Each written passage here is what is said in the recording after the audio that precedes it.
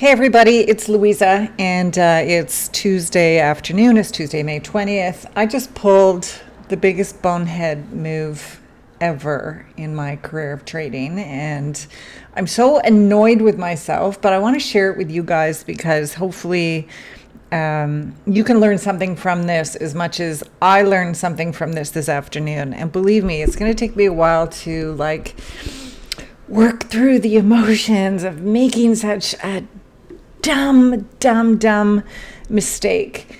So let's jump into it. I'm going to show you my chart, and I'm going to take you through my A+ setup, which presented itself this afternoon and which I totally blew. I could not have hacked this any more than I did. So stay with me. Let's work through this. So here we are on the afternoon chart.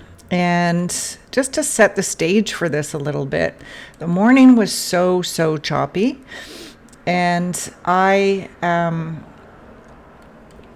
traded this morning and I had a few losses, and so that's it kind of weighs on your mind. So I decided to come back for the afternoon session, and I don't always trade the afternoon session, but if I think there's going to be some better price action, I do come back. So I did come back for the afternoon, and my A+ setup revealed itself this afternoon. Now, first of all, this morning, my sell side was down here, which is the first fair value gap from Monday. So you guys know I trade ICT, and I keep my fair value gaps on my chart for the week. Now, this first fair value gap from Monday had a lot of liquidity down here. And if I can, just for a second here, let me just also show you new week opening gap, new day opening gap, okay? Because you see how much liquidity was down below? I mean, it was massive. And I anticipated that this morning the price would come down here, but it didn't. And so I was just feeling a little disappointed this morning that, look at all this liquidity down here. I thought the price would come down to this first fair value gap this morning, but it did not. And in my earlier video from today, you guys know I talked about Asia and London. So Asia trended, London ranged, and so I was anticipating a delayed distribution. So you can see from my notes here that we had accumulation through here. We had a liquidity sweep this morning. This was manipulation in my view. This was manipulation. And then we had a painful move to the upside, right? It was just slow. It was ugly. It was like you needed a ton of patience to get to stay with it to get up there this afternoon.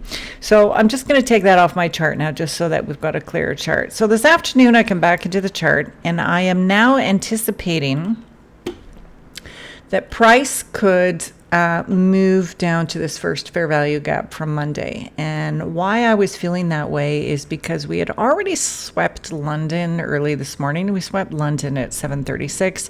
So I really didn't anticipate that we were going to go back up to London. However, I was anticipating that we would go back up to the pre-market high.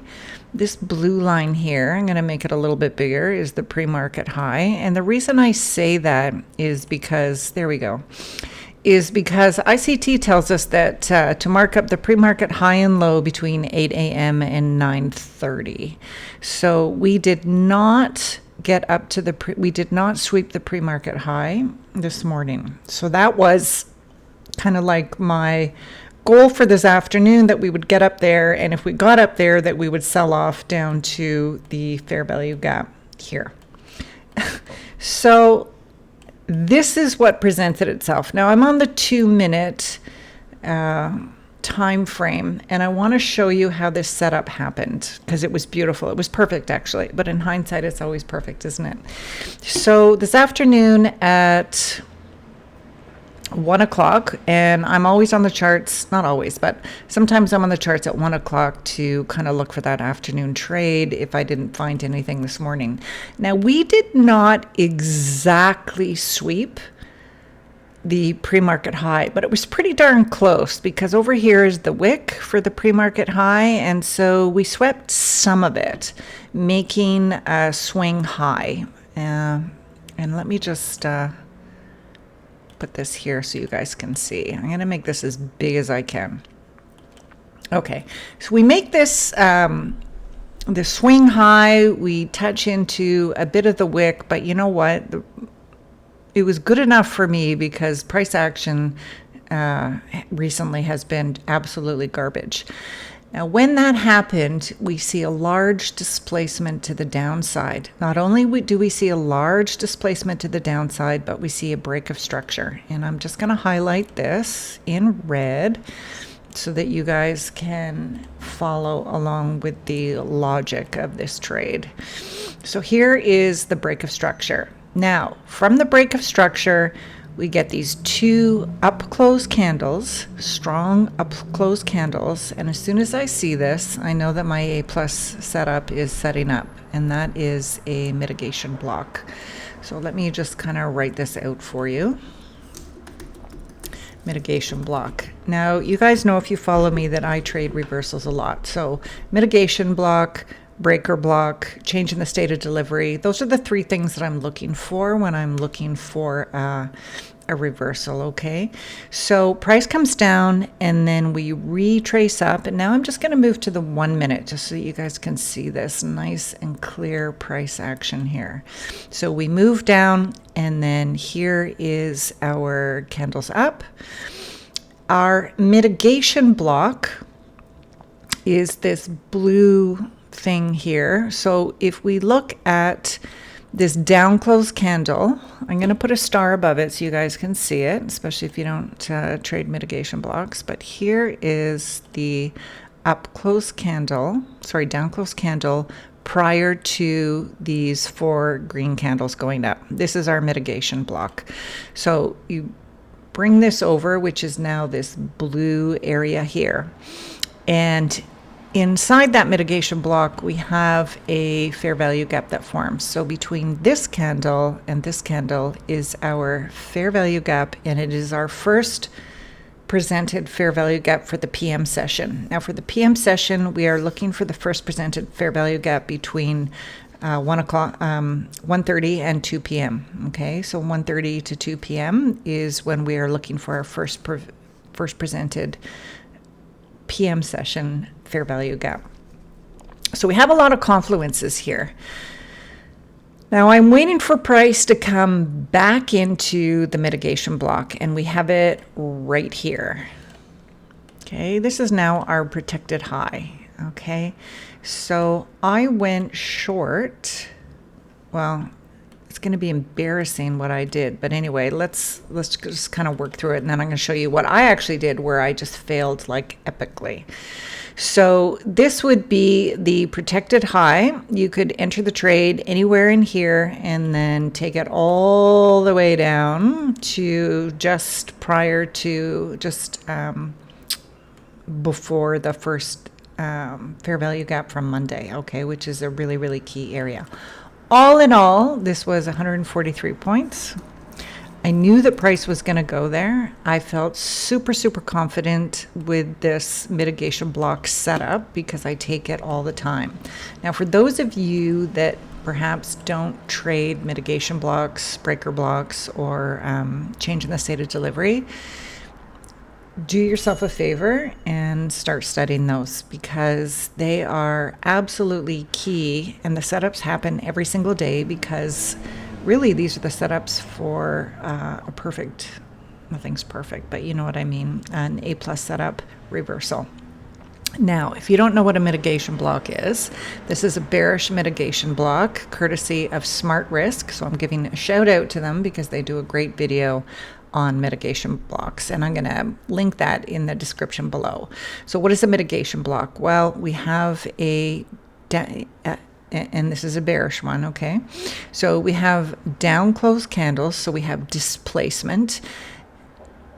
What we need to account for is that a mitigation block, a breaker block, and change in the state of delivery works really, really well when price taps into a higher time frame PD array. Okay, so it could be a fair value gap, it could be a previous day high or low, but it has to be an area of liquidity that is quite rich with liquidity. Okay, so we have displacement down, and then we have these up close candles.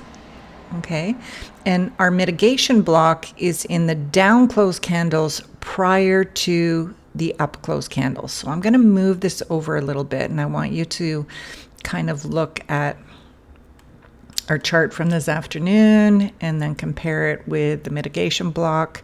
So here we have our down close candles. Okay, so we tapped into this higher time frame liquidity here, and we have displacement, very nice displacement. We have a break of structure. Then we have our up close candles, 1, 2, 3, 4. So here's our up close candles here, 1, 2, 3. And our mitigation block is the last down close candle or series of down close candles prior to this move up.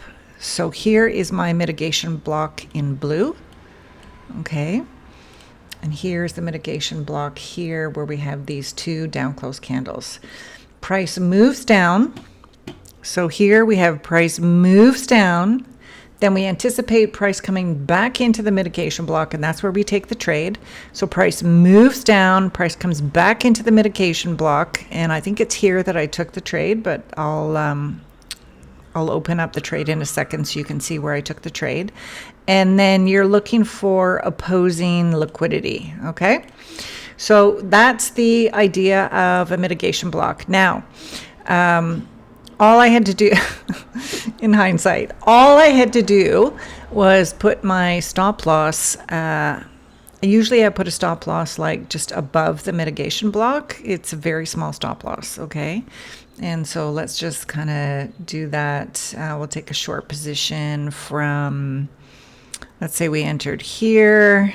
Our stop loss would go here. And then, you know, I was very clear where price was going to go this afternoon or this morning, but anyway, so let's put it down to there. So that would have given us a 17 RR. Kills me when I show you what I actually did. Okay, so it'd be a 17 RR risk to reward, and it's 143 points. So from here down to here, very clear. Once price started to move, it really moved. But here's the problem for me this afternoon. So I did take this trade, and let me show you where I took it. This is where it gets uncomfortable for me because I was a total bonehead. And I tell you, emotions, trading emotions are everything. For me, they're sure as heck everything. So you can see that I entered, when I saw this wick, I entered here, sell 3 at 21,432. I ended up taking a small loss when I bought them back because price came back into this first presented fair value gap for this afternoon. And the reason why I got out of the trade was because I lacked the conviction. And the reason I lacked the conviction is because I took a few losses this morning in all that trap clap garbage price action, and it was garbage. And so this afternoon, I'm feeling like a little more guarded, a little more pessimistic, because I just hate this type of price action. It's just so, I don't know, it just takes a lot out of you mentally. So I got out of the trade, and then I was still very, committed to the trade, and I re-entered, right? So I sold, where did I sell again? I sold here. Because it came out of the mitigation block and first session fair value gap, and we had a nice drop down, and I entered here on this candle.